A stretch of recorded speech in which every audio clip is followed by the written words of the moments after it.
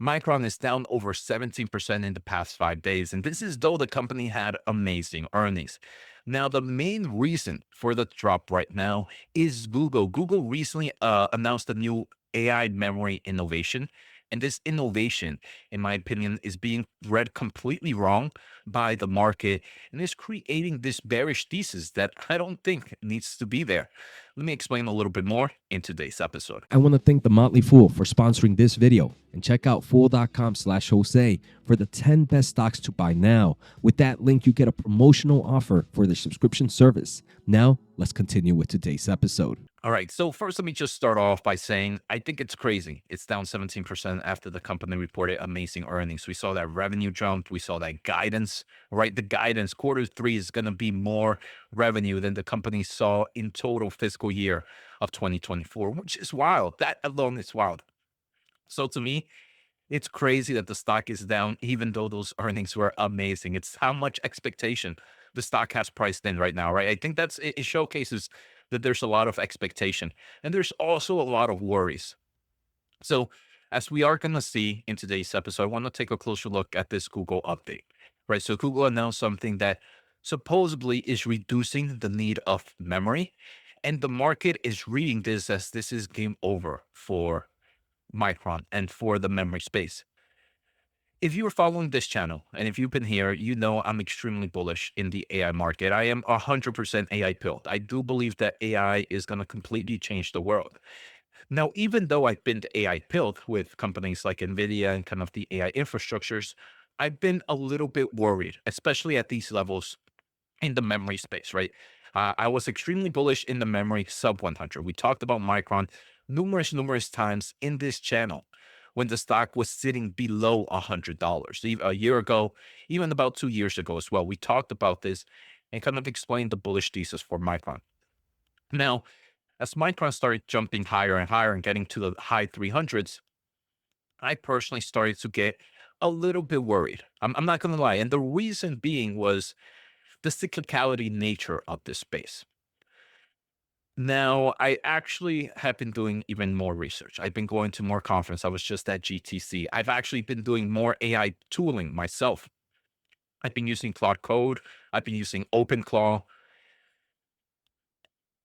The amount of AI that's going to be used, the amount of compute that's going to be used, the amount of orders, the amount of supply that's not really there right now, in my opinion, I do believe this memory cycle is going to last a lot longer than I originally thought.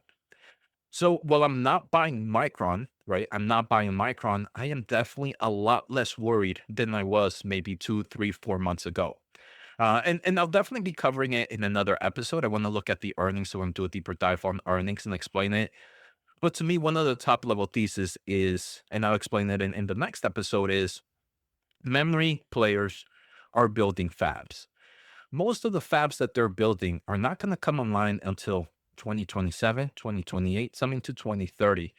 So there's going to be this huge pent up demand of memory from AI data centers, from the consumer space, that no matter what, between this year, which is completely sold out, next year, I'm going to assume it's going to be sold out.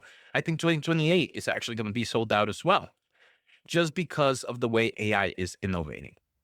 And I think there's so right now, if AI just paused, if we just have OpenClaw, if we just have Cloud Code, and if we just have Codex from OpenAI, just those three things, in my opinion, are enough to drive this massive AI infrastructure demand and provide amazing ROI to everybody, right? If we don't have any more innovations outside of these three things, I think that's all the market needs for us to be supply constrained for at least the next 2 to 3 years. I really do believe that. So that's why for me, while I don't own Micron, I'm a lot less worried.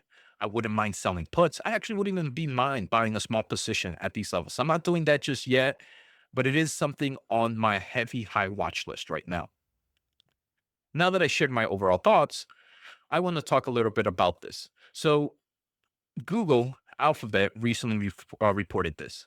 TurboQuant, redefining AI efficiencies with extreme compression. Now, this is a very technical report. So the first thing I would say is when it comes from a research place, when it comes from Google research, they are meant to be for technical people, for engineers or researchers in general. And sometimes when a financial guy or a financial person reads this, they don't truly understand all the different steps that happen into this. I'm gonna be honest, even though as an engineer myself, there are so many things that I still don't get. So I can't imagine, right? Kind of some of these news people. Obviously, I'm not saying they can't, but I think it's very rare for everyone to truly grasp what is happening here. So this created, in my opinion, a misconception, and I posted this on X. The market sold the entire memory sector. On paper, it did not read. Here's what TurboQuant actually does versus what the market thinks it does. So I do believe this is what the market heard. The market heard that Google found a way to compress memory demand by 6x, and memory companies are in trouble. Simple story, sell everything, right? That's the bear case that came out of this, right? There's a new innovation in memory. This new innovation is going to destroy demand. Now, I want to say we are now in the memory space where maybe companies like NVIDIA were a year ago or 2 years ago, right? A year ago or 2 years ago, even a year ago, right? We had kind of like that deep seek moment of AI data centers and AI infrastructure. Oh, you have this AI models are getting better and better and more efficient. So in theory, you're going to need less chips. That's the story kind of happening here. Again, I don't think this is the deep seek moment of memory, but I think memory, because it's so popular right now, there are going to be a lot of moments like this where there's going to be companies that say, look, we are actually working on ways to innovate our storage systems, to innovate our memory stuff. So, like that, maybe we use less memory. And the market is going to read that and say, oh, no, that's going to be bad for Micron. That's going to be bad for all these other memory players. I think it's actually the complete opposite. First, we've heard from Micron during the earnings that they're still only fulfilling 50 to two-thirds of a company's demand. So there's still so much pent-up demand. Outside of that, like I'm mentioning, AI continues to explode. There's more innovations happening, and just Claude Code, OpenClaw, and Codex, in my opinion, is all we need. Tool calling is going to be so crazy. And the ability, the way I'm using AI guys right now, it's crazy because I know I'm not the best AI person, but at least I want to say I'm putting myself in a higher tier compared to the rest of the world, right? And I eventually believe what I'm doing with AI, a lot of people within the next 6 months, 12 months are going to be doing. And that's going to completely shift this overall compute demand needs. It's going to increase the inflection point dramatically. It's insane. It's insane. So we need more memory, no matter what. If anything becomes more efficient, then obviously we will be able to do more AI stuff. If we're able to do more AI stuff, we're going to get more AI innovations, which is going to drive more demand, which is going to need more memory, which is going to need more chips. That's where we are in this AI cycle. Now, I do mention that a lot of this, of what they did, was really done on very small models, very small models. We didn't really see anything on big models or even mixture of experts architecture, which is the current architecture. So any form of deployment on this is not anytime soon, maybe even a year, maybe even more than that. Now, I think the media has gotten this completely wrong. And I actually just dropped some stuff on my free newsletter. I posted some stuff on X. And if you want kind of like a deeper dive, you have to make sure to go to whatthechiphappen.com, right? Whatthechiphappen.com is my overall AI semiconductor investor research community. And if you click this link, you automatically get 33% off at checkout. A great community. I release something almost on a daily basis there.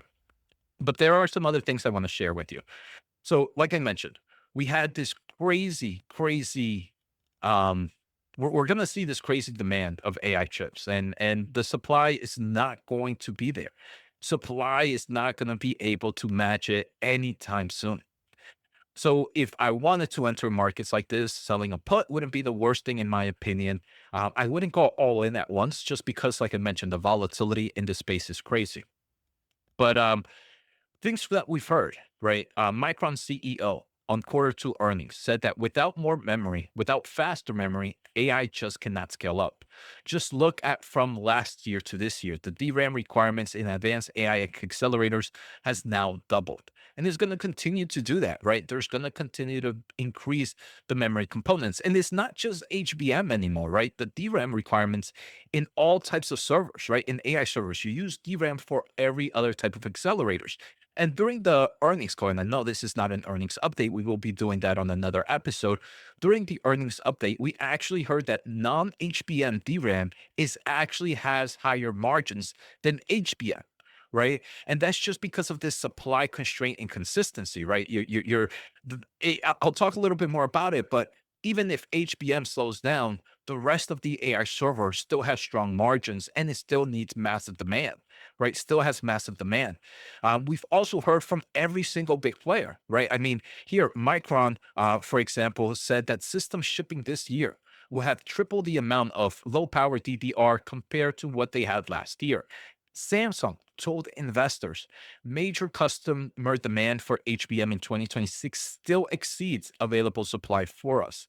Lam Research, right, equipment player, mentions that wafer fabrication equipment spending this year 135 billion, up from 110 billion, driving the need for DRAM, right? For investors, right? And there's so many different stories like this, right? With the power of AI, I was able to read so many different quotes from so many different companies. No company in the past 90 days has described the memory compression as a risk to demand. Not one hyperscaler has mentioned that, look, we're seeing some innovations in memory that we're going to need to buy less memory in the future. What are we seeing? We're seeing supply constraint. We're seeing sold out. We even seen customers make 5-year long-term contracts with Micron, which is wild. That tells us a true story. That's actual data points. What we just saw with Micron today was more of a narrative created by market and analysts. Now, there are some things that investors should watch, right? I'm not saying to completely ignore this. I'm saying for investors watching the memory side sector, the question is not whether KV cache compression works. I do believe it works. And I believe there's going to be innovations within this industry that's going to make even more and more compression and more efficiencies in the memory space. The question is whether it changes the supply demand picture for 2026 and 2027. I believe any innovation happening right now will not change the supply and demand picture for 2026 or for 2027. It's still too early to talk about 2028, but I'm saying just with AI Claude, with Claude Code, with Codex, and with OpenClaw, I think we have so much to do with AI that we are going to be heavily compute constrained. Now, I also mentioned, obviously, for 2026, it doesn't really change anything as HBM is sold out, right? It's sold out from all players. But DRAM is just compute constraint in all the places. Also NAND, right? In the NAND. And we'll talk a little bit more about it. But just the final thought here is if you are a memory player, I don't think TurboQuant should be a scary point for long-term investors. There might be other reasons to be scared for Micron. I don't think TurboQuant is one of them. I also believe the amount of memory compute that we need is the demand is much higher than supply for 2026, for 2027, and maybe even, if I may be honest, even for 2028, just because of the innovations that I'm seeing. I'm still not a memory company, Micron shareholder, but that doesn't mean I'm up there on it. Like I mentioned, I think my tone has shifted a little bit more. I'm a little bit more bullish on Micron than I was maybe a month ago. And the reason being is everything I've learned from GTC, the way I'm using AI, and obviously the commentary that we got during earnings call. So I hope you guys enjoyed today's episode. Take care, have a good day, and make sure to hit the thumbs up and the subscribe button. Peace out.